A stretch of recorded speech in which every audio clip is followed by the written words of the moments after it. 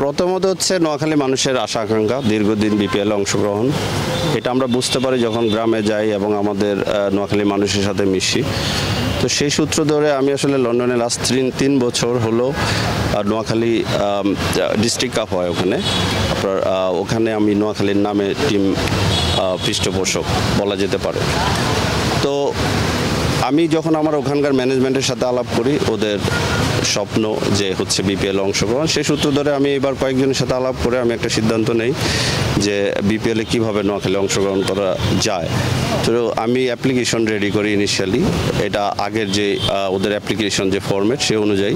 তো অ্যাপ্লিকেশনটা নিয়ে আজকে এখানে আসার পরে ওনারা আনঅফিসিয়ালি এটা অ্যাকসেপ্ট করে এবং চেয়ারম্যান সাহেব উনি পরবর্তীতে আমাদেরকে জানায় যে হচ্ছে ওনাদের ফিউচার একটা বোর্ড মিটিং আছে, ওই বোর্ড মিটিংয়ে সিদ্ধান্ত আসবে হচ্ছে এই নতুন করে ফ্র্যাঞ্চাইজি ওনারা নিবে কিনা এবং নিলেও কি কি ফার্দার ডকুমেন্টেশন ওনাদের দরকার সেগুলো ওনারা আমাদের জানাবে। এবং আমরা আমাদের দিক থেকে মোটামুটি ফুললি প্রিপেয়ার্ড এবং রেডি হচ্ছে যে ডকুমেন্টেশনগুলো নর্মালি লাগে এগুলো আমাদের বেসিক একটা আগের জানা আছে, এগুলো আমরা রেডি করে রেখে দিছি। তো আমরা আশা করি হচ্ছে যে আমরা পজিটিভলি আমাদের অ্যাপ্লিকেশনটা ওনারা অ্যাকসেপ্ট করবে এবং নোয়াখালী মানুষের আশা পূরণ করবে। নিশ্চিন্তে খান স্বাস্থ্যকর অল টাইম পান, all time healthy life. BPL গত আসলে অনেক ইমেজ নষ্ট অনেক ঘটনা ঘটেছে, টিকিটিং থেকে শুরু করে অনেক কিছু হয়েছে, বিসিবি সভাপতি চেঞ্জ হয়ে গিয়েছে, তারপর আপনার বিপিএলে যুক্ত হতে চাচ্ছেন কি কারণে?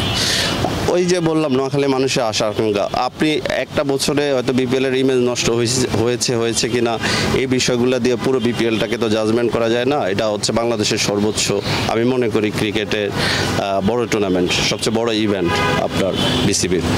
তো সেই হিসাবে আমরা হয়তো বা যদি অ্যাকসেপ্ট হই আমরা ধীরে ধীরে এটাকে আমরা বিপিএলে অংশগ্রহণ করে বিপিএলকেও যেন আরও আমরা আমাদের তো মতামত থাকবে অবশ্যই, এই সুযোগটা তো অন্তত আমরা পাবো যদি আমরা অ্যাকসেপ্ট হই।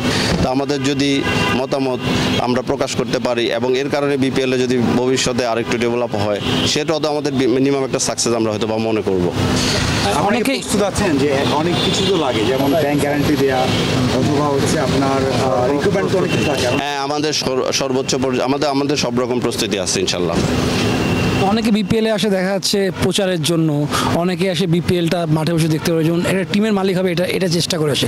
আপনারা কি চেষ্টা করেন? আমি তো আসলে প্রথমে বলেছি আমাদের নোয়াখালী মানুষের আশা আকাঙ্ক্ষা, কারণ হচ্ছে নোয়াখালী তো আপনারা সবাই জানেন এটা ইটস এ ব্যান্ড। আর আমি নিজে যেহেতু ক্রিকেট ম্যানেজমেন্টের সাথে আছি, কিছু এক্স প্লেয়ার তারা আমাকে জানে, আমি লন্ডনে ওনাদেরকে আমার টিমে খেলিয়েছি। হ্যাঁ, তো সে সূত্র ধরে আমি শুধু এখানে আমার ইমেজ বা আমাকে প্রচারের জন্য আমি আসিনি। আমি ইভেন ওনাকে বলতেছিলাম যে আমি এখনই মিডিয়ার সামনে যেতেও চাই না, যে হচ্ছে আনটিল আমরা অ্যাপ্রুভালটা পাবো।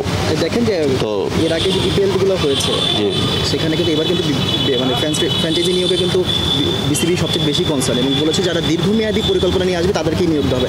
আপনাদের কি সেই পরিকল্পনা আছে যে আপনাদের দীর্ঘমেয়াদীভাবে থাকবেন?